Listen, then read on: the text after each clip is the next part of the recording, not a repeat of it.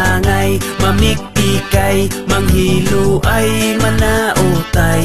Bantay-bantay sa mga sinahan, mga silingan ni mga suyaan. Daoton ka, barangon ka, ipadaot ka, ipabarang ka.